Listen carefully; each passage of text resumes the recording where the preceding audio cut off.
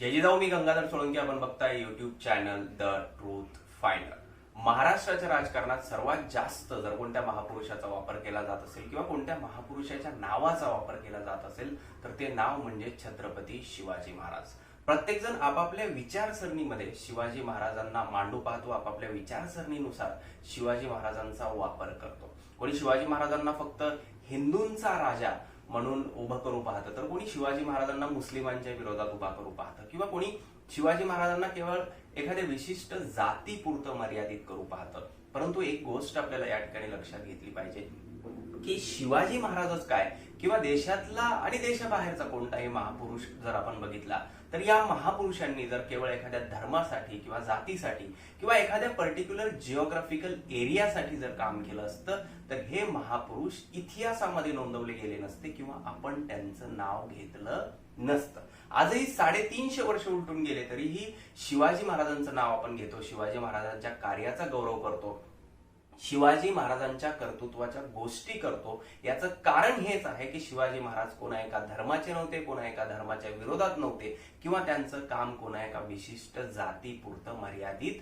नव्हतं. या सगळ्याच महापुरुषांनी मानवतेसाठी, माणुसकीसाठी आणि माणसासाठी काम केलेलं आहे. म्हणून आपण या महापुरुषांचं नाव घेत असतो. परंतु आजची परिस्थिती जर आपण पाहिली तर रोज महापुरुषांच्या विषयी नवनवे वाद निर्माण केले जातात, त्यांच्या त्या काळातल्या कामाविषयी वेगवेगळे अर्थ लावले जातात आणि आजच्या एरामध्ये किंवा आजच्या काळामध्ये आपापल्या पद्धतीनं त्याचं वर्णन केलं जातं. आता 1922 मध्ये वामनदादा कर्डकांचा जन्म झाला होता आणि हे जे वर्ष आहे ते वामनदादांचं जन्म शताब्दी वर्ष आहे. त्यामुळे वामनदादांच्या काही कवितांवर आपण भाष्य करत आहोत, बोलत आहोत. पहिली कविता वामनदादांची जी आपण बघितली ती होती की भीमा तुझ्या मताचे जर 5 लोक असते, तलवारीचे तयांच्या न्यारेच टोक असते. दुसरी कविता वामनदादांनी जी लिहिलेली आहे ती कविता आज आपण भाष्य करण्यासाठी, बोलण्यासाठी किंवा ऐकण्यासाठी घेतलेली आहे. ती आहे शिवाजी महाराजांच्या संबंधातली, शिवाजी महाराजांच्या स्वराज्याचं स्वरूप सांगणारी आणि आजच्या काळामध्ये अगदी फिट्ट बसणारी वामनदादा कर्डकांची ही कविता. मध्यंतरी एक गाणं व्हायरल झालं होतं एका लोक कलाकाराने गायलेलं, तुम्ही ते ऐकलं सुद्धा असेल. आणि वामनदादाच्या कवितेच्या संदर्भानं पहिल्या व्हिडिओमध्ये मी तुम्हाला बोललेलो सुद्धा आहे की वामनदादांच्या कवितेमध्ये फक्त महापुरुषांचं वर्णन नाही तर त्यांच्या कामाचं वर्णन आहे आणि त्याच वेळी आपण काय केलं पाहिजे हे सुद्धा वामनदादा सांगतात. तर वामनदादांची शिवाजी महाराजांविषयीची ही जी कविता आहे ती अगोदर आपण बघूया आणि मग या कवितेवर आपण बोलूया. बघा वामनदादा काय म्हणतात की शिवरायांच्या छायेखाली कधीच नव्हती वान, शिवरायांच्या छायेखाली कधीच नव्हती वान, आनंदाने नांदत होते हिंदू मुसलमान. काळ्या रात्री तळपत होतं जिच्या रूपाचं ऊन, काळ्या रात्री तळपत होतं जिच्या रूपाचं ऊन, अशी देखणी होती एका मुस्लिमाची सून. त्या तरुणीला आई म्हणाला राजा तो शिलवान, आनंदाने नांदत होते हिंदू मुसलमान. बांधित होता मस्जिद इथे आणि तेथे मंदिर, बांधित होता मस्जिद इथे आणि तेथे मंदिर, त्या शिवाच्या शरणी झुकले सदैव माझे शिर. अशा नराच्या पुतळ्यापाशी अजून झुकते मान, अशा नराच्या पुतळ्यापाशी अजून झुकते मान, आनंदाने नांदत होते हिंदू मुसलमान. वामनवाणी शिवरायाला करतो मी वंदन, वामनवाणी शिवरायाला करतो मी वंदन, मला नावडे जात आणि धर्माचे बंधन. असाच माझा शिवबा होता माणुसकीची खान, असाच माझा शिवबा होता माणुसकीची खान. शिवरायांच्या छायेखाली कधीच नव्हती वान, आनंदाने नांदत होते हिंदू मुसलमान. आता आजची परिस्थिती जर आपण बघितली आणि शिवरायांच्या नावाचा होत असलेला गैरवापर जर आपण बघितला तर आपल्या एक गोष्ट लक्षात येईल की जसं वामनदादा या कवितेमध्ये म्हणतात की शिवाजी महाराज हे कुणा एका जातीचे, कुणा एका धर्माचे नव्हते, तर शिवाजी महाराजांच्या स्वराज्यातल्या रयतेचं स्वरूप काय होतं किंवा त्यांच्या दैनंदिन जगण्याचा भाग काय होता, तर या स्वराज्यामध्ये हिंदू आणि मुसलमान दोघेही आनंदानं राहत होते. ना हिंदूंना शिवाजी महाराजांकडून काही विशेष सूट होती किंवा मुस्लिमांना शिवाजी महाराजांकडून काही विशेष त्रास होता, असं काहीही नव्हतं. धर्माच्या आधारावर स्वराज्यामध्ये भेदभाव नव्हता आणि म्हणून फक्त हिंदूंनाच नव्हे तर शिवाजी महाराजांचं वेळ त्या काळात मुस्लिम समाजाला होतं. शिवाजी महाराज जेव्हा वेगवेगळ्या लढायांवर जात असत, वेगवेगळ्या प्रदेशांमध्ये जात असत, तेव्हा एकूणच समाजातले सगळेच लोक शिवाजी महाराजांना बघण्यासाठी गर्दी करत असत. आणि याचं कारण हेच होतं की शिवाजी महाराजांनी त्या काळात घालून दिलेले आदर्श जे होते, शिवाजी महाराजांनी राज्य करता करता जे नीतिमूल्य पकडून ठेवलेले होते, या सगळ्यांमुळे शिवाजी महाराजांचं नाव होतं. आणि शिवाजी महाराज जातील तिकडे शिवाजी महाराजांना शत्रूच्या गोटातले लोक सुद्धा बघायला गर्दी करत असत. याचं कारण एकमेव हे होतं की शिवाजी महाराज कुणा एका जातीचे, कुणा एका धर्माचे नव्हते, तर शिवाजी महाराजांनी जे स्वराज्य उभा केलं ते रयतेचं स्वराज्य होतं. आणि या रयतेच्या स्वराज्यामध्ये हिंदू मुस्लिम असा भेद नव्हता. शिवाजी महाराजांच्या स्वराज्यामध्ये सर्वजण समान होते, सारखे होते, सगळ्यांनाच सारखे अधिकार होते. म्हणून वामनदादा म्हणतात की शिवरायांच्या छायेखाली कधीच नव्हतं वाण, आनंदाने नांदत होते हिंदू मुसलमान. आता शिवाजी महाराजांच्या सैन्याचा जर आपण विषय घेतला तर शिवाजी महाराजांच्या सैन्यामध्ये सुद्धा असंख्य मुस्लिम होते. बऱ्याचदा ही संख्या 30 ते 35% अशी सांगितली जाते. पण संख्येत न बोलता आपण एवढं जरी लक्षात घेतलं की शिवाजी महाराजांच्या स्वराज्यामध्ये अनेक मुस्लिम सैनिक होते. आणि केवळ मुस्लिम सैनिकच नव्हते, तर शिवाजी महाराजांचे अंगरक्षक सुद्धा काही मुस्लिम होते. शिवाजी महाराजांच्या स्वराज्यामध्ये 700 पठाणांची फौज होती. शिवाय काझी हैदर हे वकील होते. आणि शिवाजी महाराजांची आग्र्यावरून जेव्हा सुटका झाली तेव्हा त्यांना मदत करणारे मदारी मेहतर होते. एवढंच नाही तर दर्या सारंग असतील किंवा अफजल खान जेव्हा स्वराज्यावर चालून आला तेव्हा शिवाजी महाराजांना जी एक महत्वाची बातमी दिली होती की औरंगजेब आपल्याला मारण्याच्या, अफजल खान आपल्याला मारण्याच्या उद्देशानेच येतो आहे आणि म्हणून आपण काळजी घेतली पाहिजे. तर वाघनख वापरण्याची टीप सुद्धा जी आहे ती रुस्तुमे जमानने दिली होती असं इतिहासकारांनी लिहिलेलं आहे. या सगळ्या गोष्टींचा अर्थ हा होतो की शिवाजी महाराजांच्या सैन्यामध्ये हिंदू मुस्लिम हा भेद नव्हता. हैदर अली असेल, दर्या सारंग असेल, दौलत खान असेल किंवा इब्राहिम खान असतील, ही स्वराज्यासाठी महत्वाचे मानले जाणारे मावळे होते किंवा स्वराज्यासाठी प्राण पणाला लावण्याची इच्छा बाळगणारे मावळे होते. आणि या सगळ्यावरून आपल्या लक्षात एक गोष्ट होते जी वामनदादा आपल्या कवितेत सांगतात की शिवरायांच्या छायेखाली कधीच नव्हतं वाण, हिंदू आणि मुसलमान प्रेमानं आनंदानं एकमेकासोबत राहत होते.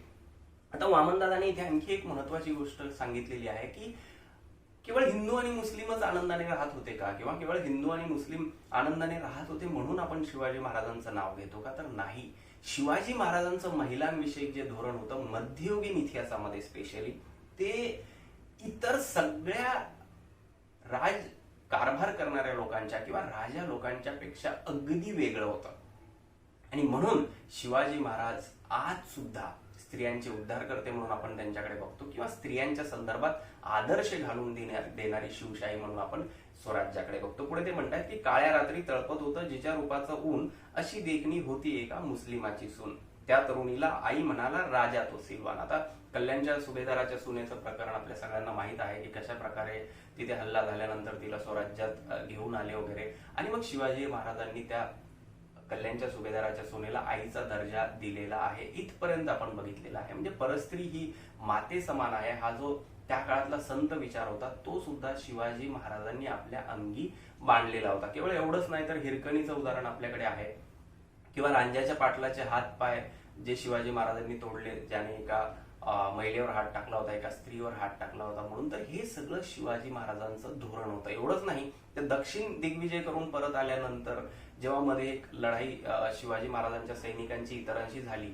तो किल्लेदार मारला गेला, पण त्याची जी पत्नी होती मल्लम्मा देसाई, या स्त्रीला नंतर शिवाजी महाराजांनी सन्मानाची वागणूक दिली. आणि केवळ सन्मानाची वागणूकच दिली नाही तर तिच्या मुलाच्या संगोपनासाठी आजूबाजूच्या 2 ते 3 गावांची 2 ते 3 गावं सुद्धा दिलेली आहेत हे आपण बघतो. त्या स्त्रीने मग नंतर शिवाजी महाराजांचं जे शिल्प आहे आपल्याला तिथे सापडतं ते बनवलेलं आहे. तर अशा प्रकारे शिवाजी महाराजांचं धोरण होतं. आणि म्हणून आज सुद्धा आपण शिवाजी महाराजांचं नाव 350 वर्षानंतर घेतो.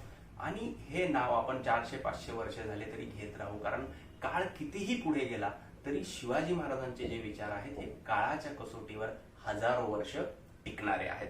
पुढे बघा वामनदादा म्हणतात की बांधित होता मस्जिद इथे आणि तेथे मंदिर, त्या शिवाच्या चरणी झुकले सदैव माझे शिर, अशा नराच्या पुतळ्यापाशी अजून झुकते मान.